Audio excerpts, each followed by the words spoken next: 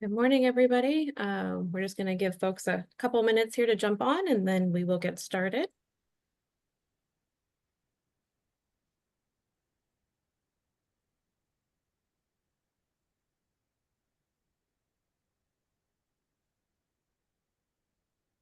If you're just joining us, we're just waiting for folks to come in out of the waiting room, and we will get started in just a second.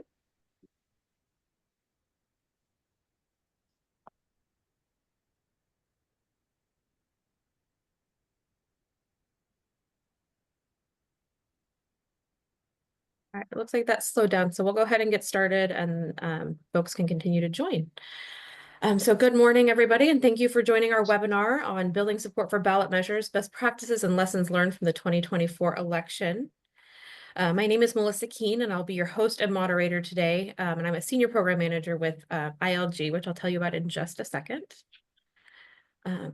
In terms of our agenda for today, we're going to do some quick introductions and a welcome, and then we're going to hear presentations from each of our speakers that are going to talk through some of the communications and outreach efforts, some data from the last election, and then some of the legal boundaries and parameters that you all need to think about as you're working towards ballot measures in your communities. And then we will have time for audience Q&A, and we will wrap up and adjourn by 1 o'clock. Some quick housekeeping. As you probably noticed, you are muted when you entered, and you'll be muted for the duration of today's webinar, just because we get large audiences for these, and it's easier for us to limit the background noise if we keep everybody muted. But that doesn't mean you can't ask us questions. So you should see a Q&A box at the bottom of your screen or in your controls, wherever those may be. And please feel free to send questions in at any point during today's session. We'll be monitoring that throughout today, and then we will get to those towards the end of the webinar, as I just mentioned. We are also recording today's session, and we will be providing a recording of today's webinar, as well as the slide deck and other materials that we discuss via email in the next couple of days. So before we jump in, just want to share a little bit about ILG in case you're not super familiar with us. So we're a statewide nonprofit that's affiliated with the League of California Cities, the California State Association of Counties, and the California Special Districts Association.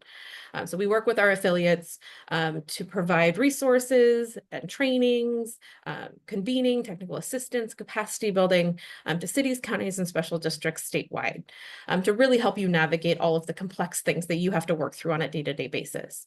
So our program areas you see on the left-hand side of the screen there, we focus on leadership and governance. So some of the state mandated trainings that you will have to take, and then coming out of the last election, if you have newly elected folks, how to work together as a team with your staff and your electeds, et cetera. We have a program focused on civics education and workforce, so helping with recruitment and retention challenges, creating a pipeline into public service. And we recently just launched a public sector registered apprenticeships initiative, which is really exciting to help address some of those needs. We have a whole program focused on public engagement. We'll talk a little bit about that today in terms of some of the community outreach strategies and best practices. And then lastly, we have a program focused on sustainable and resilient communities. So helping with things like housing and land use and climate action. And so all to say, if you aren't super familiar with us, definitely check out our website. We have a lot of free resources, a lot of free training opportunities for all of you at your agencies. Want to introduce our speakers today. So I'm joined by three esteemed colleagues of mine. We have Ryder Todd Smith, who's president of Tripepi Smith, Richard Bernard, who is a partner at FM3 Research, and Mal Richardson, who's a partner at Best and Krieger. So first up, I'm going to turn it over to Ryder at Tripepi Smith, and he's going to talk through some of the outreach best practices and strategies as in terms of what we've learned from the last election and gearing up towards the next one, which I know seems like it's too soon to think about, but it's not. It's never too soon to think about these things, Melissa. I appreciate that. Thank you for the introduction. Thank you very much for facilitating this webinar today. I just want to indulge for a moment and say, since my early days, I've been contemplating getting involved in local government. The Institute for Local Government has been a tremendous resource in my life and career. The resources you guys provide the local government sector in California is absolutely phenomenal. I thank God every day ILG exists for the repository of information and knowledge that you guys have. So thank you for all your great work that you and Erica and the rest of the team do. We'll go ahead and just jump into the next slide. So I just want to briefly speak to why it's a good idea, I believe, to be on this call today. First of all, we have tremendous panel members excluding myself, but Richard is absolutely phenomenal. Mal's phenomenal. They're legends within this space and know what they're talking about very well and highly respected. So phenomenal members to be. So you're going to learn a lot. But a couple of points I'd like to make. First, ballot measures are a really big deal in your agencies. So the more you know something about them, the more proximate you are to the big issues that are affecting your communities. And I think people who tend to get involved in government want to be involved with the big issues that they want to solve. So you're right at the heart of major policy areas. Number two, if you're an elected leader, a senior member organization, eventually something like this is going to come across your plate. And you don't do it often, but it's kind of like buying a house. You do it a couple times throughout your life, maybe, if you're fortunate enough to buy a house or buy a car. And similar to this, it's not going to happen often, but if you can prepare and learn about it ahead of time, it's going to put you in a much better position to be successful in your role, either as a public servant or, elected leader public servant or a staff public servant. A lot of these efforts involve, and you'll see this a little bit later, involve a lot of proactive planning. So the more you know now, the better off you're going to be a year and a half from now, right? Or let's say you're looking at November of 2026. You really want to be thinking now about what that timeline looks like and all the efforts that are going to go into outreach and engagement throughout that entire process and the research and the legal issues. And then finally, if you just want to be able to discuss this with your colleagues on the dais or your conversation with staff or if city staff, among city staff, you want to add value for the conversation, the sooner you understand a sense of cost, methodologies, key partners to work with, the better a position you're putting yourself in to be helpful to your organization and really lead the charge on something that could be transformative for your community. So I'm hoping those are all pretty good reasons to stick around today and stick with us for this webinar. We'll go to the next slide. So first of all, just who's typically involved in this process of pursuing local ballot measures. So that would be county level, special districts, and cities. You're looking at, of course, your elected leaders, your boards or your city councils, your board of supervisors, or your boards for special districts. You need your agency attorney there running hand in hand with you. Oftentimes the agency attorney may turn to a specialist who spends a lot of their life living, breathing election law specifically and ballot measures specifically, in which case you might get some special counsel that will join you on the effort. Typically, you're going to have a subject matter expert. So if you're doing transportation initiatives, you'd have a transportation expert involved. If you're doing something along the lines of a sales tax or a TOT tax, then you'd have, say, a sales tax consultancy involved, like a HDL. And then hopefully you'll have consider a communications professional, which is something that would kind of fall within the reins of Trippepi Smith. But at a minimum, you'd also have your city, your own agency, city, county, special district communication staff involved. Stakeholders. So these are typically going to be community stakeholders. They're going to be entities affected by the legislation or the ballot measure, and then some data analytics expert, which it could be a euphemism and very well would be someone who's out there that's going to get a sense of public sentiment, public concerns, public issues. So that would also be survey research effectively. And I think that's where you're going to hear a lot of great insights from FM3. But this is your kind of Avengers coalition that's going to come together and are typically the people that are somehow involved in some way and phase of the overall ballot measure effort as you begin to assemble this process within your organization. Go to the next slide. Now, I just want to note there's lots of different types of ballot measure questions that come up. And I want to highlight some of those here. Richard has several slides that speak specifically to the ones that we typically know, which are going to be some sort of effort to raise revenues, or extend revenues. So you're looking there at either sales tax, a transient occupancy tax, otherwise known as hotel tax, could be a business license tax, parcel tax. So these are all revenue measures being deployed by an agency seeking to essentially expand their budgets and support project initiatives and things along those lines. In the case of cities and I believe counties as well, you may also be looking to adopt or modify a charter, right? So if you're a charter city, it could require, indeed it would require typically, voter approval to modify the charter in certain ways. And so therefore you would find yourself facing a charter amendment. We have seen, particularly after the years of legislation that is seeking to kind of create mandates from the state down to the local level, we've seen a ton of kind of intersection between local land use restrictions. These are often voter adopted initiatives that are designed to slow down growth, housing growth in particular, and those are running up against state housing mandates. There's a case study that we'll talk about a little bit later today that specifically cites this kind of situation. And so we've seen a number of those come up as the RENA numbers have come out, and there's been more and more challenges for cities to develop housing elements and associated zoning changes plans to meet those, where they have to seek voter approval on their efforts. We've also seen more and more measures to address term limits, either creating more restrictive term limits or expanding the duration of term limits, as the upside of having council duration becomes more apparent when you deal with, say, regional issues and you want some longevity from your council members to help advocate for your city. You're also looking at ballot measures that would be recall votes, much less typical for certainly the agency or firms to be involved with. Advisory votes, so sometimes cities or agencies will ask just an advisory question to seek guidance without any requirement of it. And then, I would also say that a lot of the lessons learned from any of these ballot measures efforts would also be applicable to a typical 218 protest vote, say where you're increasing sewer rates or water rates, and you are going to do your notification to the public, and they're going to essentially have a chance to veto. And if they don't hit a certain threshold, then you're able to proceed forward with your utility rate increases. But you're still asking for revenue increases, and you still have a lot of interest in being communicative about what it is you're trying to get done. So these are the typical kind of questions that we're seeing addressed or are going to be addressed through some of our comments today during this webinar. We'll go to the next slide. So just a real smattering here of some of the entities that we had the opportunity and pleasure to work with in the 2024 November election cycle to help them advance ballot measures.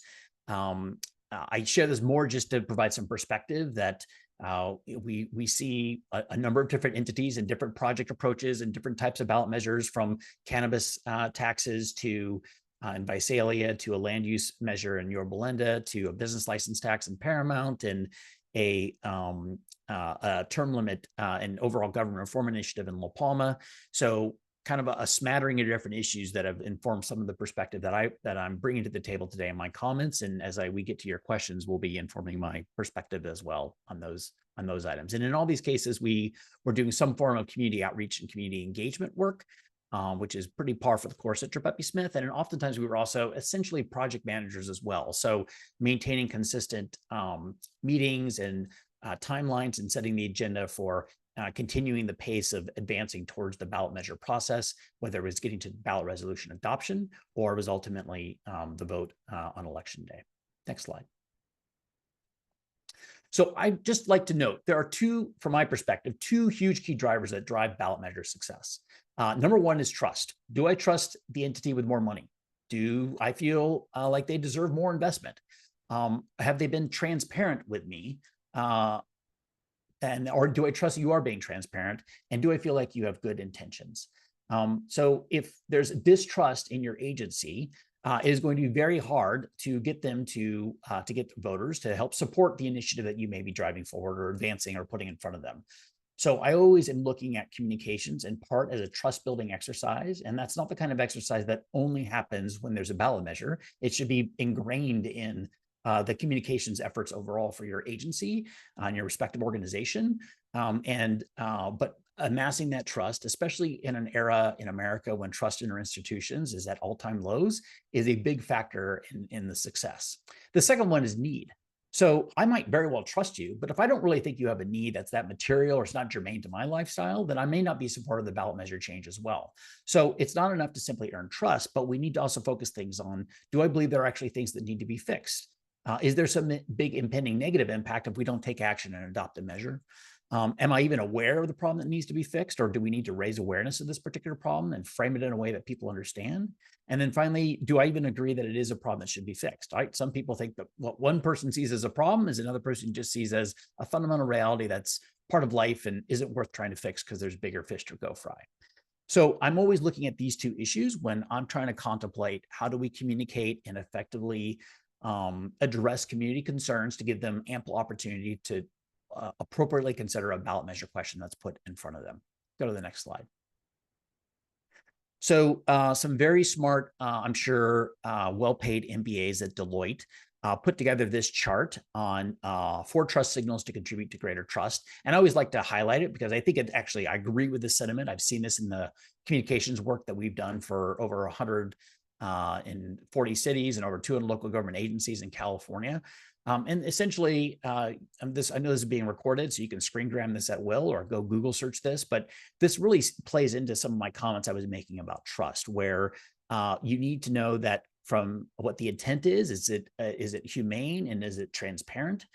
So is there good intention? And then do I also trust that you're competent enough to do good work? In this case, if I'm funding a TOT, do I trust you're going to take those additional tax dollars and use them to fix my streets or take care of the potholes or put another police officer on the road to help protect my community or support school crossing guards, whatever the case may be. And then not only will you be capable of doing good work with that, but will you reliably and consistently deliver it?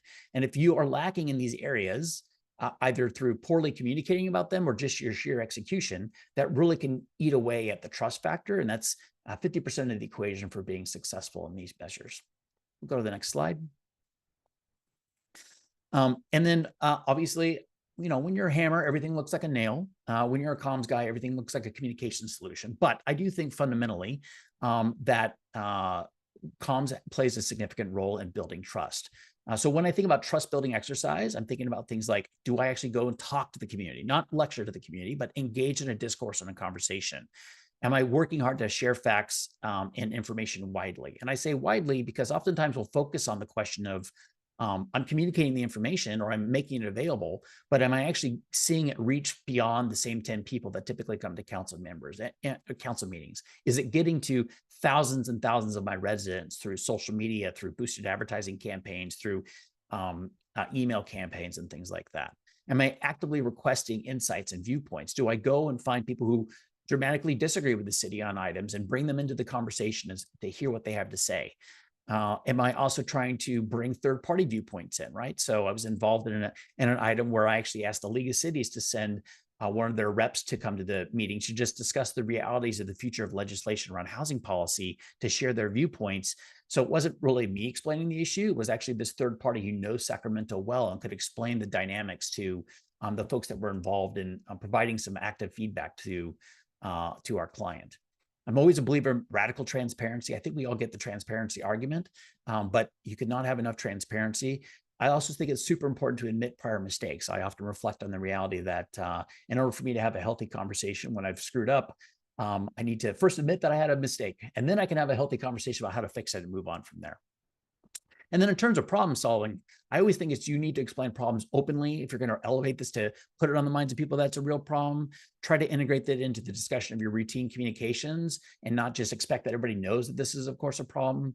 Identify alternatives and outcomes. You don't want to convey false choice, meaning it's either this or bust, right? Like if that's really the only 2 choices, people are going to feel like you're being fear-mongered into making a choice that they may feel uncomfortable with. And so you need to be kind of palms open and show them the array of options and let them help come to some logical conclusions about how to solve for the issue. And always make sure you're outlining parameters. Ask the public for pathways. So say, here's some parameters of kind of our limits of what we can do. Help me tell, what are your ideas for helping us get to the end game that's going to solve this problem, so that you bring your community along for the solution and not just for the sheer outcome and a kind of a dictate from on high about what that solution should be. Go to the next slide.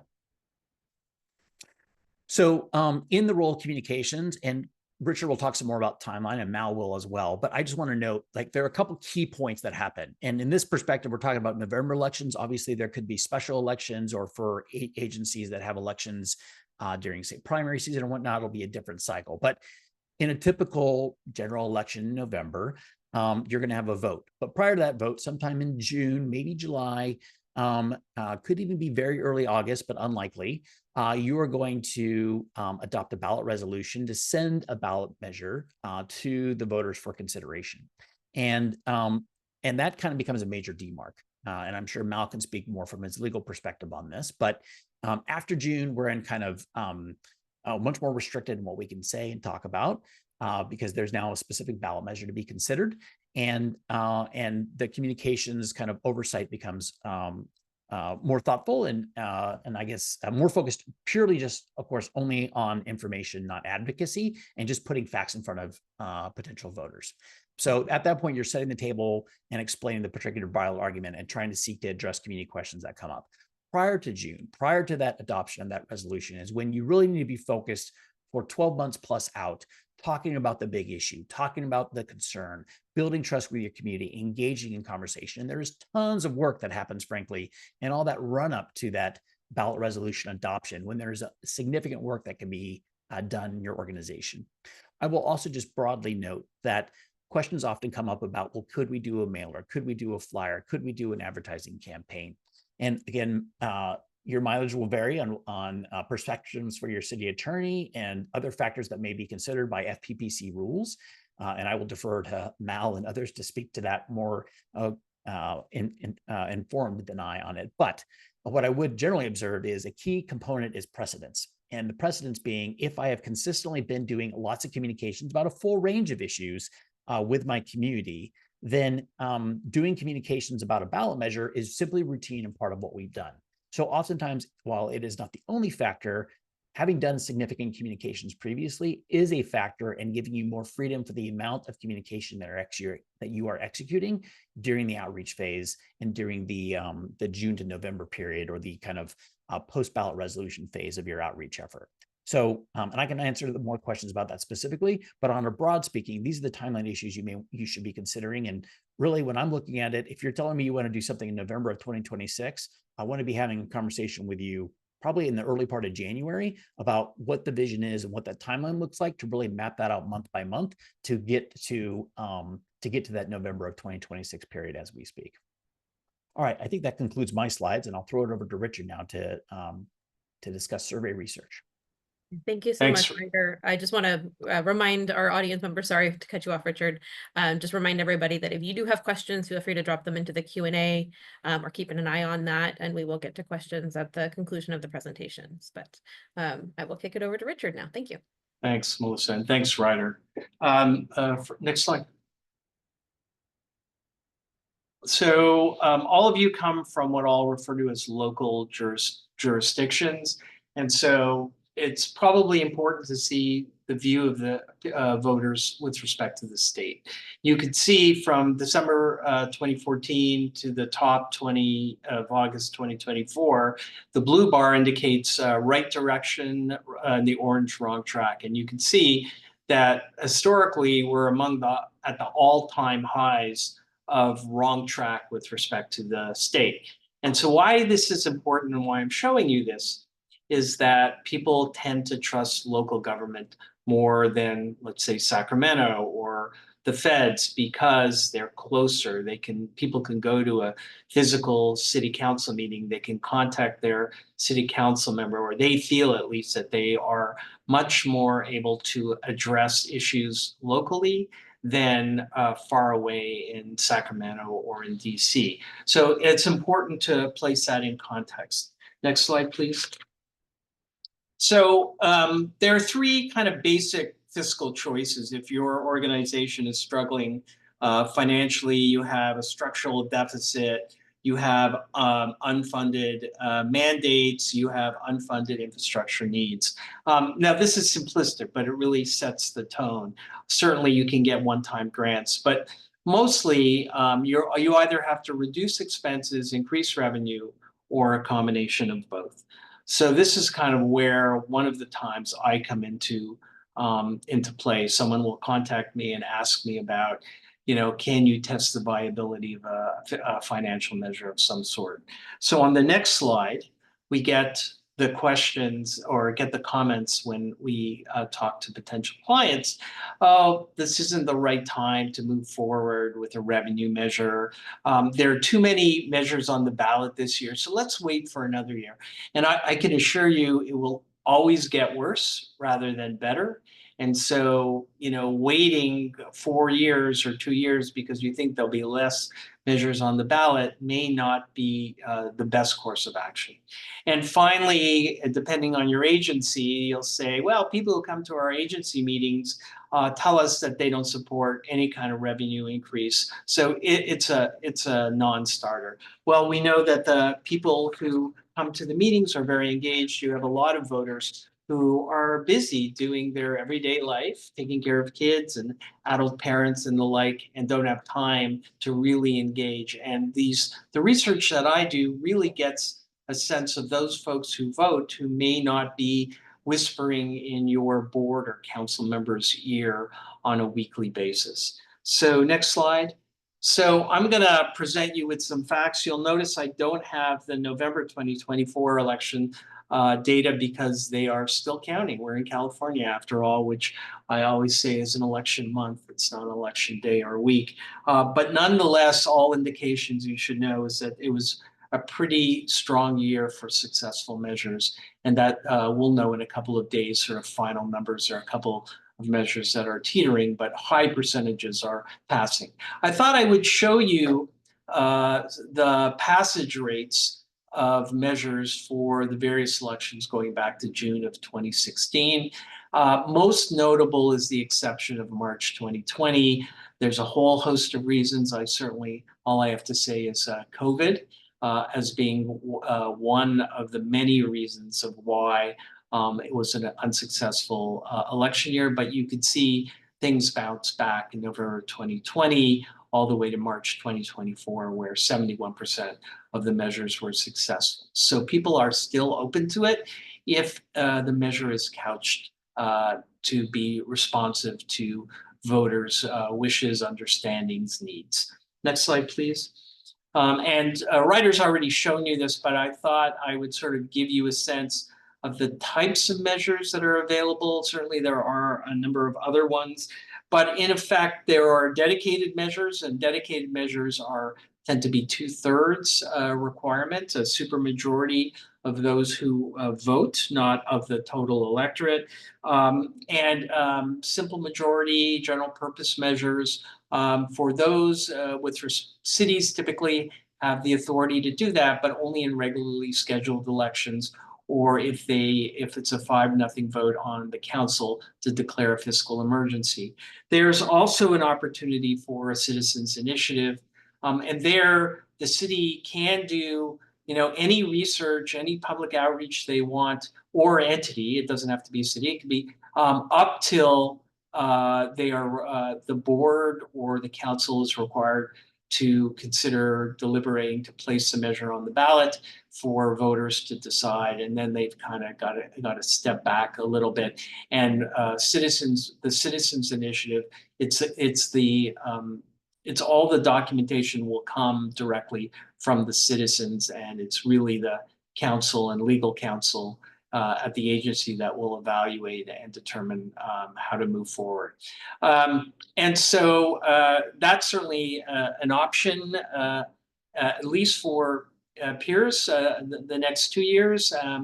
But there's always efforts by some of the anti-tax movements to minimize that opportunity. So that's something we need to watch moving forward if that's something of interest to you. Next slide, please. So is placing a local revenue measure before voters the right approach for your community? Next slide. So that's kind of the question, or sort of the nuts and bolts I'm going to talk for the balance of my presentation on. From a macro perspective, Ryder is correct. You want to start as early as possible. Time is not our friend. It goes very quickly, and you have typically 88 days by state statute, 88 days before an election to place your council, your board, to place something on the ballot. But in some counties, they even want it earlier. So if you're thinking about 2026, you don't have 2 years. It's far less than 2 years to some extent. So we recommend conducting a baseline survey early on to get a sense of the tolerance for a measure, what kind of measure, the amount, and I'll go through that in a moment. And then some educational outreach, similar to what Tripeppi Smith and other outreach firms would do. And then toward the end, just before your council or your board is considering placing on the ballot, conduct a tracking survey to determine sort of, a sense of, is it viable at this time? Did you move the needle from the baseline survey? The economy in May of 2025 may not be the economy in June of 2026 when your board or council is deliberating. So those sort of macro impacts in your communication can be measured in that context so that your board or your council has the most up-to-date data to make the decision. And it's important to remember, it's not your council that is raising taxes. All they have the authority to do is place something on a ballot. If it's a 2/3 measure, they need 50% or a simple majority to place it on the ballot. And if it's a simple majority measure, they need 2/3 of the council or board to place it on the ballot. But they cannot raise taxes, only voters can. Next slide, please. So a well-done public opinion survey can put you in the position for success. And what we can do in a survey is we can assess the viability of a potential measure. We can test multiple election scenarios. So let's say you might be interested in November of 2028, which is the next presidential year, but you're also considering a gubernatorial election in November of 2024. We can pull a sample that looks at both elections to give you a sense of what, at this moment, what would be the most viable for your consideration. We would want to test types of measures, taxing measures, and the rates. Some cities may want to test, well, we're interested in a parcel, we're interested in a sales tax. We can test multiple measures on a survey to see what is most viable. We'll also test sort of voter priorities. We're going to try to link the tax to the voter priorities so that people have a sense of, yeah, that makes sense. I want to vote for that measure because it's going to address these particular issues. In a special tax, there are very dedicated places where that money can be spent. In a general purpose measure, the 50+1, where the money just goes into a general fund, we can provide illustrative examples where the money can go, but you can't promise it. And it's ultimately at the discretion of, in this case, the city council to decide how the money is spent if that measure passes. The survey will also identify effective themes and messages. I will kind of frame it as legally permissible, so you'll want your legal counsel to review the messages so that it doesn't appear advocacy-like, but educational in nature. We'll also want to test the vulnerability of potential measures. Never will we see a measure go unscathed. There will be community members who will come out either at the dais of a board meeting or at a council meeting, or they'll write a letter to an editor or a local blog, or be all over a local Facebook group or next door complaining about it. And we want to see what your vulnerabilities are to be able to, give you some counseling as to how to address those vulnerabilities. We would use the survey to draft the best 75-word ballot title and summary. In most cases, you're entitled to up to 75 words, including the title. There are a few counties, such as Orange County, where the county does not include the title in the 75 words, so you get some added added words. I would never leave a word off the table. You want to really tell voters what this is about, what the money could be used for, have some accountability elements for it, and also fulfill the legal obligations of the duration of the measure, the amount it will raise, and the like. And also, if you're in a county that hasn't opted out of AB 1416, which you'll notice if you're in a county that hasn't opted out, that below the ballot question are now a list of names of potential supporters and opponents and their affiliation. This is a relatively new thing that's come up in the last year and a half, passed by the state government, and I'll show you an example in a moment. And you'll have an opportunity to learn a lot of other kinds of questions, or find out about other kinds of questions that you're interested in the context of a survey. Next slide. So this is the sort of sausage making slide. I'll go sort of very quickly to just tell you we would pull a sample of likely voters for the election scenario you're interested. So we base that on past voter history, or if they've recently registered to vote. We'll take the voter data from your registrar and update it. You know, if I've registered 25 years ago and I've never moved, they still have my landline and I may not have a landline. So we'll update that database. And we'll make sure that the sample of the respondents mirrors the demographics of the likely voters based on your voter files, the registrar files, so that, you know, we don't want to have 100% of the people in Group A answering the survey if they only make up about 20% of your likely electorate. So we'll monitor that. If we fail in terms of getting the right representative sample, everything else is meaningless. And that's one of the most critical elements. We will contact folks by cell, landlines, emails, and texts, and they'll have opportunities to answer the survey either online or on telephone. They're chosen randomly. The online folks get a link that can only be used once. Using a platform in which anyone could log in and answer multiple times is not helpful and is not doing justice to your interest in trying to get a sense of your electorate and what it might look like on election day. We'd certainly want to be mindful of the languages that are important in your community to represent key constituents. And depending on the size of your community, we would sort of right size the sample size to monitor the margin of error to make sure we have as small a margin of error as possible. Next slide, please.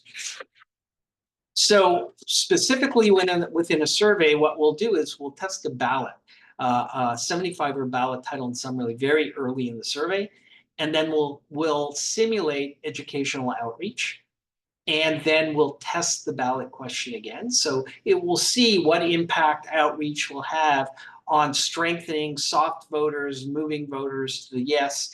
And then we'll come back and test some critical statements, because as much as I'd like to say everything is rosy, you need to know what reality is. And so we'll test things like the CPI, cost of living is too high, gas prices are high, this is not the right time to have a measure on the ballot, that we're overtaxed already, that there's waste and inefficiency, the kinds of statements you hear about every government, as well as maybe some unique statements that are true to the history and of your community. We will make this survey as centric to your district, your community as possible. Next slide, please.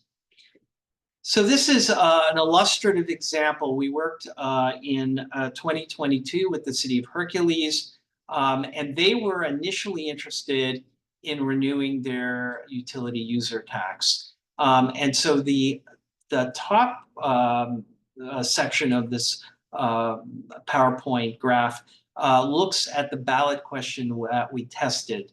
Initially, we've highlighted the things that ultimately didn't stay in the final ballot question. On the bottom is the actual, on election day, what the ballot question looked like.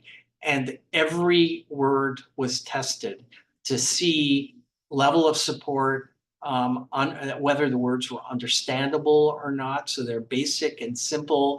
You don't want to talk legal speak to the best of your ability. You want to talk like an everyday person. I'm not an expert in dry cleaning. I'm not an expert in serving coffee. And those folks who do that, who are voters, are not experts in legal speak, in ballot initiatives, and you want to speak to how they talk. That's really, really critical. So next slide. So I wanted to show you, and this is a little hard to look at, but you'll have access to it later.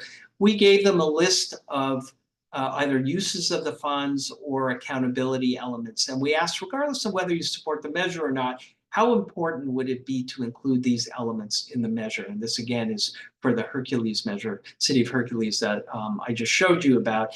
The dark blue is extremely important. The mid-color blue is very important. And I've aggregated the extremely and very important on the right-hand side. We use this to help inform the final ballot question that you saw previously. Next slide, please. So how did everything play out? So on the left-hand side was the baseline survey. And remember, we asked the ballot question initially without information, and then after education, and then after critical statements. So we asked it 3 times. The top bar is the percent total yes, the orange bar is the total no, and the bottom bar is the gray, is the undecided. So you could see with just information in general, the measure was fairly sort of stable, the renewal of the UUT. And so the city thought, wow, we're in good shape for the UUT, so maybe we should also become a chartered city so we can have a property transfer tax and put 2 items on the ballot, and just, we need a lot of revenue and that will help. So we put that on the follow-up survey with the revision to the UUT. And you could see that support was much weaker, particularly at the end. Having 2 measures, including making it a charter city, really set a negative view with respect to the voters. So our recommendation was to place the charter and the transfer tax for another day, that it was not the right time to do that because it made the renewal of the UUT vulnerable, and they needed to be able to renew the UUT. So with that in mind, on election day, they only had the UUT with the ballot question that I showed you previously, and their numbers held from the baseline survey. So that research gave us sort of a roadmap on how to advise the folks in Hercules. Next slide, please. I wanted to make sure you know that we don't only do collectively, we don't only do revenue measures. And so Ryder had mentioned this discussion of the need for at least cities and counties to address RENA numbers and having to certify general housing elements. And so this is an example from the city of Yorba Linda. Yorba Linda, without doing research and I think modest outreach, placed the top measure on the ballot in November of 2022. And you can see how it read. It's kind of very dry. And at the end of the day, 25% voted yes, 75% voted no. They hired myself and Ryder independently, but we worked really well together as a team. Ryder's modest, but he set up a community group, and he really did strong outreach in the city. On my side, I did a baseline survey to identify how to talk about the same sort of somewhat, it was slightly revised plan, but somewhat of the same plan as they had tried in November of 2022. And from the survey, we were able to figure out a roadmap on how to talk about this. And you could see sort of the highlighted words sort of were the words that came scoring high from the survey. Now, while votes are still being counted at this moment with very few votes left, if at all, in Yorba Linda, there was a 65% swing from 2022 to 2024. I don't even think I've ever seen such a large swing on a similar topic. And you'll notice at the bottom of the ballot question, at the bottom, you'll see the names of people and their organizations who signed an argument in favor, and that is the AB 1416 I talked about. And no one submitted a negative argument, and so there were no names underneath. So knowing what names and what organizations one should be asking to support and sign that ballot argument is really critical and could increase your support by a couple of points. And alternatively, if you have a lot of strong opponents, it could knock off support. And so it's very important for that discussion to be had. Next slide. Here's an example, I'll call it from a generic city, where we asked favorables. The blues are very and somewhat favorable. The oranges are somewhat and very unfavorable. And we gave them in a random fashion types of individuals or organizations to get their favorability. And why did we do that? Because it helped identify who should be the signers of that argument, because in those counties, the AB 14 required them to use those names under the supporters and opponents. So that helped. And then finally, the last slide is sort of, the steps. Start early with baseline research. Again, time is not your friend. Use research to inform a ballot label language. We can have a strong 75 words working with your legal counsel and, of course, your agency to make sure we're being truthful as to what the money could be used for and how to talk about it and the accountability elements. Conduct legally permissible non-advocacy public outreach efforts informed by the research. The research will give you a roadmap on how to talk about things, and your legal counsel will have vetted it, so there would be no reason why you could not use it. And conduct a tracking survey just before your board or your council are deliberating whether to place this on the ballot. Next slide, and I'm done. Perfect. Thank you so much, Richard. Thank you. Last but definitely not least, we wanted to talk through some of the legal parameters as it relates to this, because there's a fine line between advocacy and education and outreach. And so, Mal, I will turn it over to you to talk through some of those basics that our folks need to know.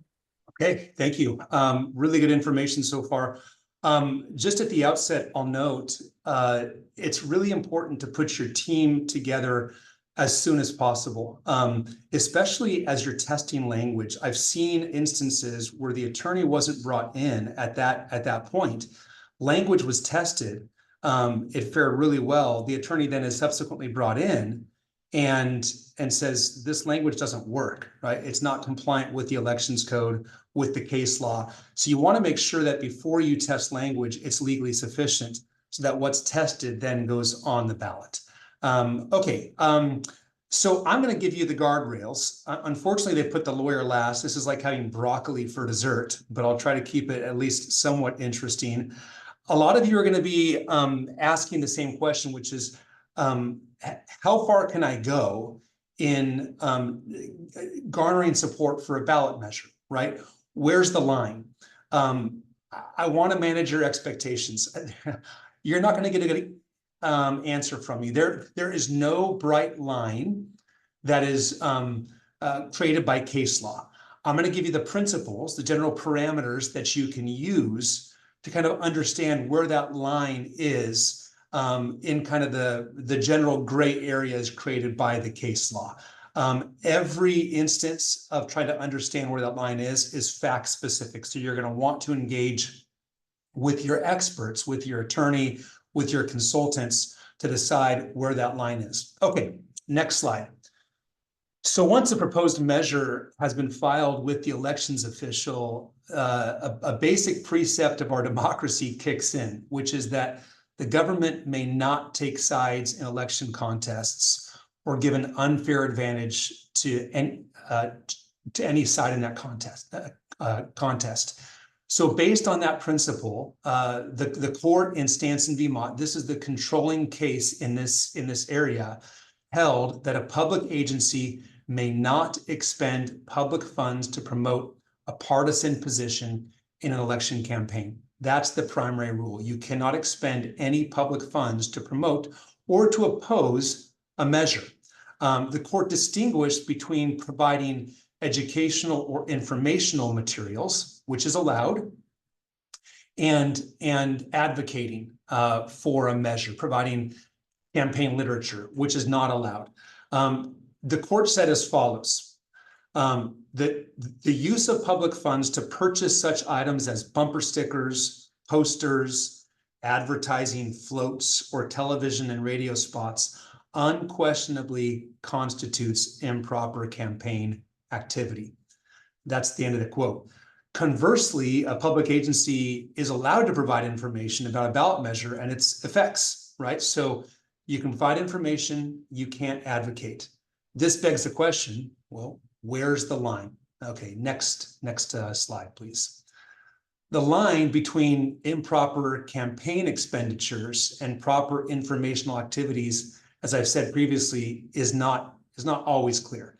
In the Vargas case, which further interpreted the Stanson v. Mott case, the court held that the test is not whether the publication or the communication expressly advocates passage of a ballot measure, right? If it says vote yes or vote no, if you will, but whether, quote, from an objective standpoint, the communication or activity realistically constitutes campaign activity rather than informational material. And the court looks at three things to determine if it's campaign activity. Style, the style of the presentation, right? And this gets to a point that Ryder made previously, right? Is it in a style that has historically been used by the city to communicate? If so, that actually helps the city. Or it's in a style that the city hasn't used previously. That hurts the city's case. Second is the tenor, the overall feeling evoked as a result of the words or the graphics used. So if you use inflammatory or argumentative language, here using adjectives is a problem often, right? There's a dire budget crisis. That can really hurt the city. And then finally, timing. How close to the election is the information published? If it's published 3 weeks before or 4 weeks before, you're in a better place than if it's published the week before or a few days before.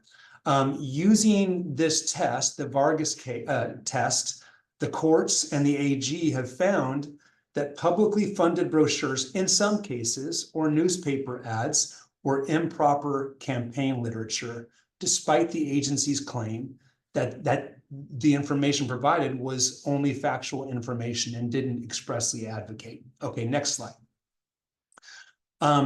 The Madera Union High School District gives us a really good case study. This is from years ago, where the district placed a full-page advertisement in a general circulation newspaper 1 day before a school bond election, right? There you've got timing issues, obviously. The ad did not expressly urge voters to vote yes on the bond issue, but stated in large letters that, quote, a classroom emergency exists now at Madera Union High School, end quote, and then listed a number of reasons why additional funds were needed by the school district. Well, you can hopefully see where this is going. So the AG opined as follows, quote, viewed as a whole, the advertisement cannot properly be held to be a publication primarily designed to educate the voters as to the activities carried on by or the conditions of the schools of the district. The style, tenor, and timing, there's the test, there's the Vargas test, of the advertisement placed by the Board of Trustees points plainly to the conclusion that the publication was designed primarily for the purpose of influencing the voters at the school bond election, which was impermissible. Okay, next slide, please. So some factors that courts consider when determining that a particular communication is permissible information or not include the following. So first, whether the presentation is a balanced presentation, meaning is information presented that's relevant to both sides of an issue in a non-advocacy, impartial manner, including supporting facts. Now, I'll get to this a little bit later. You don't have to make the opposition's argument for them, but all relevant facts need to be communicated. Second, is information presented in a way that avoids argumentative or inflammatory rhetoric. I say here on the slide, adjectives matter. When I consult with my clients, that's the main area where in mailers, websites, they stub their toes, is they want to say things like there's a dire emergency or there's an emergency, when in reality, they should just be articulating the facts, and more often than not, the facts speak for themselves. So you want to avoid inflammatory adjectives. And then finally, as previously has been stated by myself and by Ryder, has the information been communicated through typical agency channels? Now, does this mean that you can't produce a mailer? No, but we have to be careful with the manner in which we are communicating. Okay, next slide. Okay, so what about all those mailers? What about all of the activities that your typical agency engages in when they appear to be advocating for a ballot measure, right? So we've all seen glossy mailers that go out that say things like, you know, the agency needs funds to fund more police officers or parks or streets, and then they talk about the budget and the budget deficit and so forth and so on, right? There are community meetings that are often held that are focused exclusively on the ballot measure. Websites created that focus, again, exclusively on the ballot measure, and then presentations at council or board meetings. How is all of this done if we can't advocate for a ballot measure? Well, it's done. We can go to the next slide right now. It's done because as long as the information being presented is informational and educational and objective, it doesn't matter how strong that information is in terms of, you know, I'll say advocating for the ballot measure, but not providing advocacy for it, but you know, simply making the argument for the ballot measure. Here's a case in point. I took this off of Ontario's website. They did a really, really good job with this back in 2022 on Measure Q. I'm not going to read through all the language, but if you go to their website, you'll see the provision of tons of information, and it's all educational. There's no subjective advocacy. There's no adjectives. There's no argumentative rhetoric. It's just information. Next slide, please. So I will read some information from this slide that is taken directly from their website. So it begins, Ontario prides itself on being able to maintain its high level of service through fiscal responsibility and operational efficiency. Despite having an operationally balanced budget, Ontario still faces challenges with its ability to fund infrastructure maintenance and enhancements. These identified approximately $1.2 billion in unfunded infrastructure that, if not addressed, will become more expensive to address. Okay, so we'll pause there. An opponent to Measure Q could look at this and say, hey, this isn't fair, right? Ontario is saying that, you know, we're known for high levels of service, for fiscal responsibility, and then they're saying that there's $1.2 billion in unfunded infrastructure that will become more expensive. That, if taken at face value, will lead your average voter to want to vote for this. Well, that may be the case, but nonetheless, those are facts. That's simply information. And even though it provides support for Measure Q, doesn't take away from the fact that it is simply information and can therefore be presented. It goes on with these bullet points of needs that are identified: $242 million in improvements to water and sewer, $59 million for new park attractions, improvements to playgrounds, $118 million for low-cost, high-speed fiber optics services. All of these things are, for your average voter, things that your voter wants. And so again, the opposition might try to argue this is improper because it's advocating, but it's not advocating. It's simply providing information. Often my clients will get uncomfortable with the way that information is presented and feel like, wow, we are really crossing the line to advocacy. And the answer that I give them, or the advice that I give them when they kind of enter into that discomfort, is as long as we are not directly advocating, saying you should vote yes, or using inflammatory rhetoric or adjectives, as long as we're just presenting the facts, there's nothing that prevents us from doing that, especially if the facts by themselves argue in favor of the ballot measure. So again, the line is information versus advocacy. The ideal is to use the information as advocacy. Also, I've often experienced clients who feel they desperately want to say things like, there's a dire emergency, a public safety emergency. We have to say there's an emergency. And my advice to them is, you can say the same thing by saying, we are short 4 police officers because we're short $1 million in our budget. We need $1 million to fund 4 police officers, right? Our 911 response times are too high by 2 minutes, right? In order to address that, we need additional money for the fire station or what have you. That's all informational. And in some ways that makes a stronger argument than saying things like, we have a dire emergency that needs to be met by X, Y, or Z. Okay, next slide, please. Okay, other questions that sometimes arise. First, may a city council or a board endorse a ballot measure? The answer there is yes. The city council or board may make a decision to officially endorse a measure as long as the endorsement is made during, I say here, the council meeting, but a board meeting that's open to the public and provides any resident an opportunity to express their opposing views. Okay, next slide. What happens if an individual or an organization comes to the agency and asks for information regarding the agency's position? Well, there's no problem with that. The agency may authorize an employee to present its view of a ballot proposal at a meeting of an organization, or to an individual, may also reimburse that official for any expenses incurred. Okay, next slide.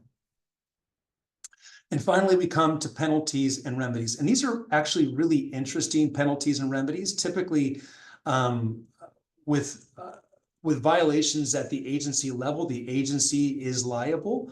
When it comes to these violations, there's almost always personal liability. So public officials, those officials that are involved in making the decisions, may be held personally liable for failing to exercise due care in authorizing expenditures of public funds. So if funds are lost as a result of an official's negligence or wrongful act, the funds are considered stolen. And this can apply to a city manager, to a mayor, a council member. If they're found liable, then the official may be charged with a misdemeanor for violating the regulations, and or subject to a fine of $10,000, or 3 times the amount of the illegal campaign expenditure, which can be significant. Because the question that's asked is, and it's a hard question to answer, right? How much was expended in advocating, in improperly advocating? Well, to figure out what that amount is, you're going to look at the amount that's paid to your consultant, to your attorney, the amount paid for mailers, and it can add up very, very quickly. And again, there are potentially treble damages that are assessed on the individual for those stolen funds. In sum, the takeaways are that if you're looking for a black and white answer to where's the line, you're just not going to get that, right? The cases have created a massive gray area. What we know is that you can provide information, you cannot advocate. Your information can advocate, but you cannot advocate yourself. Style, tenor, and timing of the information you provide are also relevant to the question. And then I would just say the most important thing that you can do as an agency official or employee is engage really good experts, people like those we've heard from already today, and then an attorney who knows this area of law. Often that's your agency counsel, and sometimes it requires specialists who can come in and work with you to navigate these issues. The answer to how far is too far when it comes to information versus advocacy, as I said at the outset, is always going to be fact specific. It's case by case. And more often than not, you're looking at specific language, words, often just one word that's used in a mailer or that's used on a website. And those words that are used can be the difference between whether something that's communicated is informational versus advocacy. Okay, so I think that's it for the legal side, and I think we're going to stay after for some questions as well. Also, if you have questions that we don't have time to answer, if there are legal questions, you've got my contact information. Feel free to reach out to me via email or phone, and I can answer your questions directly. Perfect. Thank you so much, Mal. Just a quick follow-up in terms of obviously going to your agency counsel is probably the first line of defense, right? But can you speak a little bit to the FPPC's role in this? And I know they provide advice letters and things like that. Is there any recommendations you would make to the folks on the line in terms of that area? Yeah, it's a great question. So the FPPC has a hotline. It's an anonymous hotline. It's one of the best resources they have. If you have questions, you can just call the hotline. They won't know who you are, and you can ask them questions and they'll give you really good advice. Now, you can't rely on that advice if you make a misstep or even if they're wrong. If you have time, you often don't in these in this context. You can ask for formal written advice. Again, there usually isn't time for that in the context of a ballot measure, but that's also a resource that you can utilize. And the FPPC is the regulatory body for enforcing this area of law.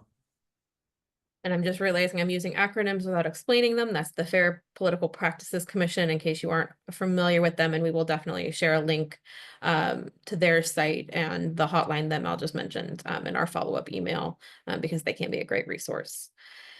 So thank you for all of your very informative presentations. We've been getting quite a few questions, so we'll get through as many of these as we can. And then please feel free to follow up if we don't get to your question during the next 15-20 minutes. I want to start with a clarifying question. Richard, we had a couple of questions come in about the first slide you put up in terms of California's headed in the wrong direction. Can you expand on that a little bit in terms of what were they asked about? What does that mean? Sure. So it was asked just the way I kind of presented it. Do you think the state of California is headed in the right direction or off on the wrong track? Why it's important in this context is that often local ballot initiatives are successful because it's sort of an us and them. Keep the money local. We understand the local issue problems. We can address it. We're closer to you. You can talk to us. And so that us and them, I've never seen a board or a council have a problem with bashing Sacramento. Now I'm not bashing Sacramento, but I'm kind of just sort of repeating what I often hear from council members and board members. And that could be a very effective argument in keeping dollars local. Oh, so it was more focused on kind of that local control That's conversation. Right. Okay. That's right. Thank you for clarifying that. I want to start, Ryder. I'm going to kick maybe 1.5 questions to you. But you talked a lot about trust building before a ballot measure, before you're going to the voters and asking them to give you more money, et cetera. Any tips on how to maintain that trust after the ballot measure passes? And maybe it's not because you have another ballot measure you're trying to pass, but just any thoughts on how you can build and maintain that momentum? And you are muted. That's all for anybody on their Zoom that has that. There we go. All right. Thank you. So first, I would just make the general observation that ballot measures are a chance for the public to directly vote on items that are affecting their local community outside of voting for representative, council members or board members. So in many ways, if you can translate that direct experience of I voted for XYZ or Measure Z, for example, then I now see Measure Z taking shape or impacting my local policy. And it creates one of those rare moments where people feel like their vote actually mattered and made a difference in their local community. So in many ways, those local ballot measures are a real opportunity for people to feel better connected and that they engage in a process publicly that resulted in real policy change, which I think they don't experience a lot of at the state and federal level, which is why you get these this spread in trust where there's less trust for the feds, somewhat less trust for the state, and then there's more trust for the cities relative to those other two layers of government. So in that regard, I think it's a huge opportunity for cities to harness that, remind them this was a voter-led initiative that achieved X, Y, and Z, or this was a voter-approved measure that does these things. Immediately after, once the vote is certified, I think being humble and thanking the community for demonstrating a faith and trust in the agency to carry forth the will of the majority, to deploy those resources, make those investments in their community, implement policy X, whatever it may be, is a super important thing to do. Remind them what happened. I mean, as Richard noted, folks are very busy. They don't always, they vote and they kind of move on with the next thing. And short of getting the attention of some of the stuff at the federal level these days, they don't necessarily come back to what happened at their local level. So reminding them of that reality and of the positive impact and hopefully making the community is a super important thing to do. And that just builds broader trust that could be leveraged into either policy deployments, future ballot measures, anything else that would be the benefit ultimately of having trust with the government that is there to serve the people most locally. Yeah, I'll underscore that because I think from our experience doing a lot of community engagement at ILG too, that feedback loop is super important. So they have put their trust in you. They voted for this ballot measure.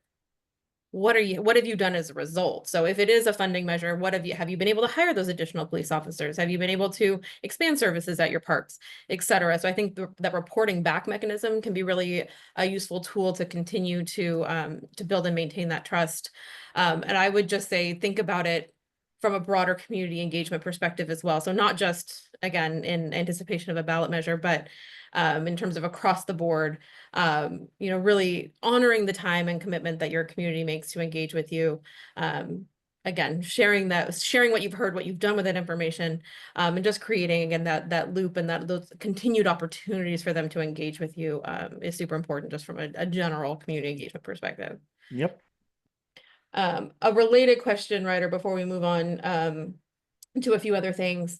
In your conversation, you talked about hearing from the opposition, which in general, I think is a really good tenet of community engagement, that you're hearing all sides, all arguments, and not just listening to a possible vocal minority. But the question is around how to build that trust without kind of ceding the argument for the opponents, right? So if it's going to be a small margin, perhaps, is there anything in your experience or any advice you would have for folks so that you are getting that full breadth of commentary without perhaps creating challenges for yourself? Right. Yeah. Yeah. I mean, I think that's a fair question. I think sometimes it can be scary to talk to people who disagree. But if we're engaging in a truly open process and we want to demonstrate a trust building exercise, you need to give a chance for people to offer their diverse viewpoint. That doesn't mean they get to take over the meeting and speak ad nauseum and repeat themselves, but it means they need a chance to vet that idea and determine if it's real or not. And frankly, give their peers in the community a chance to hear those ideas and figure out what the veracity is of them or how to adjust to be responsive to their particular concerns. You may find that you ameliorate those concerns and address them, in which case you could find that who was previously opposition is now in favor. And it may be that in the course of engaging them, rather than having a person say, take their 3 minutes at a meeting to argue or to just go on a diatribe, you actually have a conversation on a sideline to answer their questions, earn some trust, bring them around, frame the issues, and give them a chance to help navigate a way to solve that problem. Maybe the more important thing with opposition is to first come to agreement on what the nature of the problem is before you start trying to spout out the solutions. In the example that Richard shared of that land use measure, where we went from a 25% support to 90% support in a very, in a 2-year period, one of the things that happened early on was a sincere commitment by the city staff to want to hear from all diverse voices. And they brought in some of the folks who wrote the opposition argument from the 2022 measure that failed, and asked them to be regularly involved in the process, which I think was one of the smartest things that happened. And I'm so appreciative that the city staff wanted that level of engagement with the community to really hear from diverse viewpoints and figure out how to solve that problem. Bringing them into the fold, I think, resulted in a better product. I think the residents that ultimately saw the final modified zoning plans were more appreciative of having had that perspective included. And it evidenced that it was a process built on compromising between various differing viewpoints that was attempting to yield the best possible outcome for the community, given the circumstances of state mandates and what the broader vision was for the city. So in that circumstance, and I would generally urge this to be way early in the process is when you want those diverse voices, those who are opposition voices, to be a part of the conversation and dialogue, to see if you can't bring them along with a vision towards a solution and not just figure out how to, keep them on the margin and minimize that voice. I think that's a mistake early on. If I can just add briefly to that, research can help in this respect. Every voter is important, so I'll start with that. Sometimes there's one or two individuals that sort of are speaking for a very small minority of individuals, and you want to do the kinds of things Ryder suggested. But a survey can test some oppositional statements to see how much that is thought of within a broader voter community.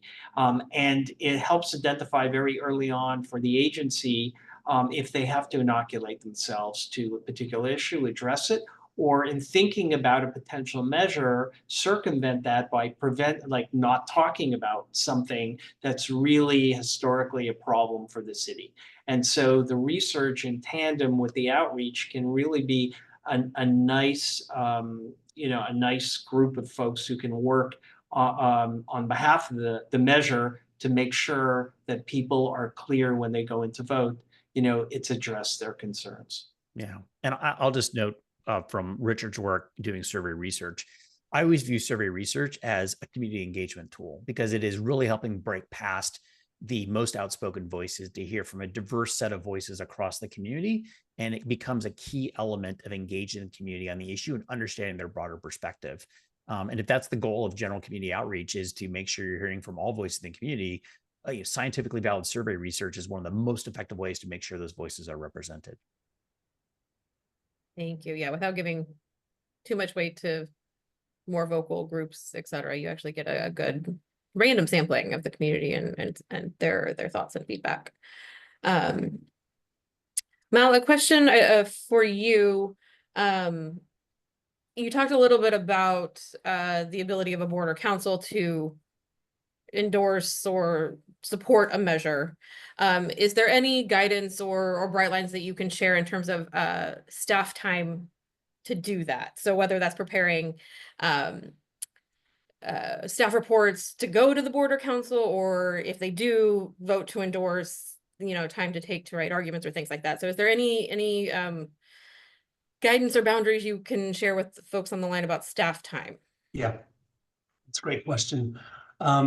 Well, the underlying principle is always that we cannot spend public funds to support or oppose a ballot measure. That's the bright line rule. And public funds are spent anytime that a staff member or anybody being paid by the agency engages in any activity in support of or opposition to the ballot measure. So that would include drafting ballot measures, arguments, etc. Now, can a staff member, can a clerk, for example, or a staff member who feels strongly about a measure on their own time go and advocate for it or canvass against it? The answer is yes. What I often say is if it's on your own time and your own dime, the sky's the limit. That applies to the council. It applies to staff members. So it has to be outside of work hours. But outside of work hours, they can come back to the city, or if they live there, they can go and they can knock doors, or they can go to meetings, they can write arguments, et cetera, et cetera. But if it's during work hours, if it's on their time, the agency's time, the agency's dime, then they cannot do it. Now, with regard to writing arguments in favor of or against a ballot measure, the rules for that are dictated by the elections code. So for example, when it comes to the county, you find those rules in elections code section 9162. And similar provisions exist for districts and for cities. And that lays out the do's and don'ts when it comes to writing arguments in favor or arguments against. But the takeaway is on your own time, your own dime, you can do what you want. On the agency's time and dime, you cannot do anything that is in support of or opposition to the measure. One other note, just going back to the previous conversation or the previous question that Ryder and Richard answered in terms of engaging with the opposition, right? We don't want to cede the opposition's arguments or make them for them. But the city or the agency is under a legal obligation to present factual information objectively. So if there is objective information that that militates against a ballot measure, right, that needs to be included. When it comes to, for example, sales tax measures, usually the only information is that it's going to raise our taxes, right? That's the only opposition information. And that information is provided, it's inherent in the ballot question. So the opposition may say, well, you didn't provide all of our facts. Well, usually their facts are just their arguments, right? They aren't factual.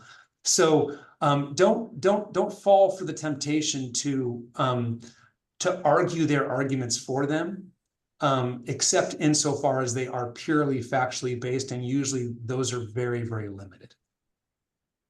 Perfect. Thank you for that context.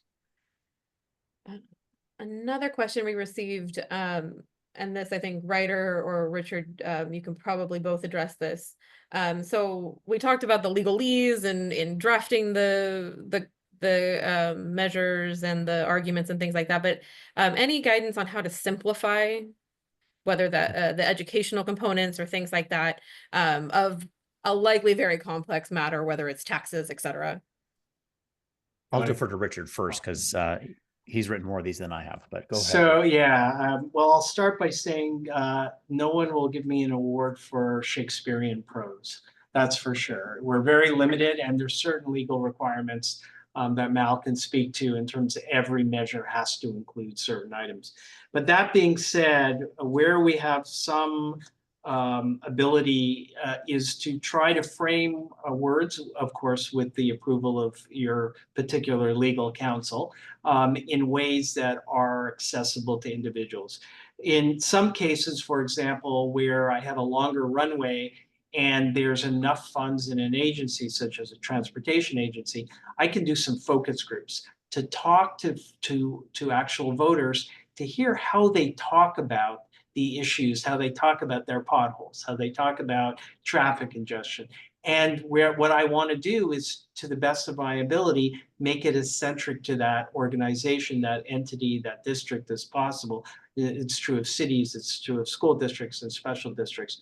And I will test different framings in a survey. So I may randomly take half the sample of the survey and ask them improving services, and test the other half maintaining services. And often we'll see a 20-point difference favoring maintaining versus improving. If it's a well-run city, people say, I just want to keep what I have. And that helps inform the drafting of the measures. So the research really helps you figure out how to talk about these issues. And that illustrative example that I gave on Yorba Linda is a prime example how those words, those phrases made a difference in terms of that 65-point swing in favor of the measure. And I'll pass it on to Ryder. Well, I mean, I would agree with everything you just said. I mean, fundamentally, I think we sometimes risk getting caught into complex language when we need to appreciate that the average voter is not going to respond well to complex language. If a voter is confused by the ballot question, and to be clear, many voters, Richard, you may have data on this, but many voters, the only research they ever do in the ballot measure is the question that they read in front of them on the ballot itself. So if they are left confused by it, or the language is too complex for them to appreciate, the default is to vote no. And so we need cleanly articulated language. If I was using the youth speak, it needs to give a vibe. Like it needs to explain itself in a vibe that people can understand. Be like, okay, this makes sense. This is about local control. This is about public safety. This is about meeting state requirements to not blow up our housing plans, whatever the case may be.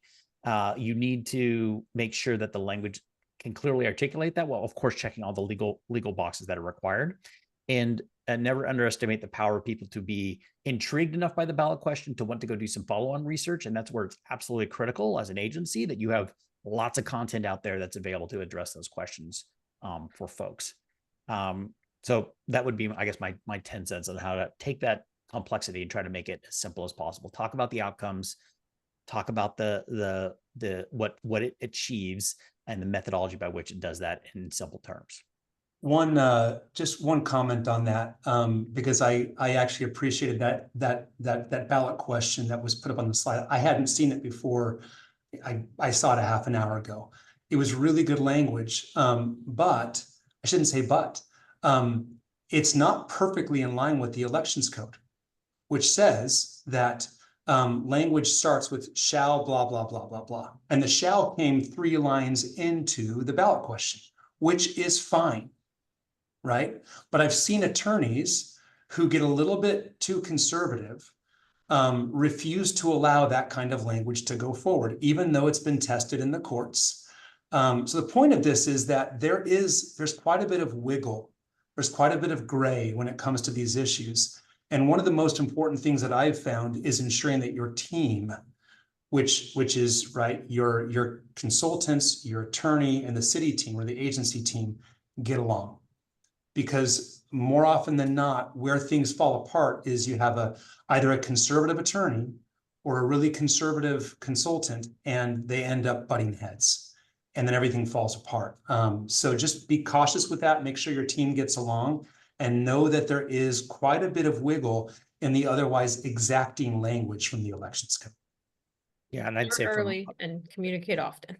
yeah, if I could just comment on that too, Melissa, because Mal had made the point earlier about having that team assembled early. 1000% agree. I mean, we're always looking at on the comm side. I want to get a bunch of language and phrases approved that you know, Mal, the attorney on this, whoever that is, says, yeah, you're good to go with this stuff. And then it was kind of like measure twice, cut once. We'll get the language right, and then I can start deploying it everywhere I need to as a comm guide and put it in front of eyeballs so voters can consume it. But I need that engagement interaction with the attorney early to make sure I can get that done right. And I will never put a survey in the field without approval of the ballot question by the attorney. Yeah, otherwise, we just wasted time, right? That's Right. right. And potentially confused your voters. Yep, 100%. Doesn't help anything. All right, I'm gonna I think we have time for maybe one final question. So maybe this is longer than we have time for, but I want to put it out there just in case there's any quick thoughts. So a lot of these ballot measures that we're talking about are long-term solutions, right? You're not going to see necessarily maybe immediate effects from even a sales tax increase, or housing production doesn't happen overnight, etc. But any thoughts on how to show like quick and medium term results or progress? So going back to that kind of trust building feedback loop, any thoughts on how to do that in the short and medium term for something that may be a long-term process?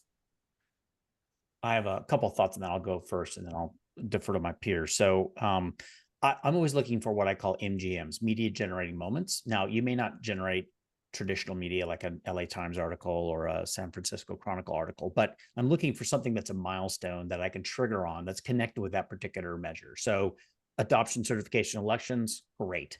Final certification, say if it's a land use measure, final certification of the deployment of the zoning, great.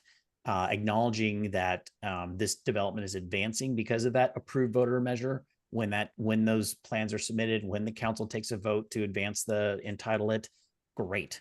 I think those are important elements to highlight. If you're talking about, say, reforming your terms in office for council members, and you expand the duration that somebody can serve on city council, reminding the public that term limits exist. It was identified here, those terms extended, and Councilmember X is now chairman of regional entity Y in their capacity, just having served longer on the board, is important things to highlight. So voters can understand this esoteric thing that they did a while ago and how that suddenly is manifesting. It could be a month later, it could be 6 years later, is actually manifesting in some policy outcomes at that point in time. So hearkening back to it is super important. That said, it's always important to recognize, short of like the voters, I think, who approve a tax measure and it's funding street improvements, and we got signs up every time we do a street improvement saying funded by measure L or whatnot, they oftentimes forget. And it's pretty amazing how quickly people forget about a ballot measure they voted on even 2 years prior and what the outcome was, because it disappears on the horizon and they move on to the next thing. Whereas all the nerds that are on a webinar like this, we remember the day. And we remember it much more so than the average voter does. So that is always going to be a challenge in that particular circumstance. In fact, the research that I've done shows that within a couple of weeks, people don't remember what they voted on. For some people, they just spend 15 minutes and that's it. They look through the ballot, they vote. Some of them pass certain measures that they don't understand. And when you ask them, do you think, if for those who do remember, did it pass? People aren't sure. They don't know what the requirements are. Is it 50+1? Is it 2/3? Is it 55 for a school bond? Those are in the weeds things. So, to add on to Ryder's point, even in a short period of time, they don't know if it's passed. They may not even remember the measure. But you also want to be mindful, if you need more money, you don't want it to seem like you're fat cats. You have tons of money. You want to be really judicious in how you talk about how the money is spent, and that there is need for additional money because there's always another election which you may want to consider for additional funds. Okay, so we are at time. Well, we're over by 1 minute. So I just have a couple of quick things. Here's a plug for ILG. If you're not part of our network, please sign up for our newsletter, follow us on social media. We share information, resources, webinars like this through all of those channels. As I mentioned at the beginning, we have been recording, and we will send out that recording along with the slide deck and some of the other resources and links that we mentioned, including things like the FPPC, to you all and everybody that registered in the next couple of days.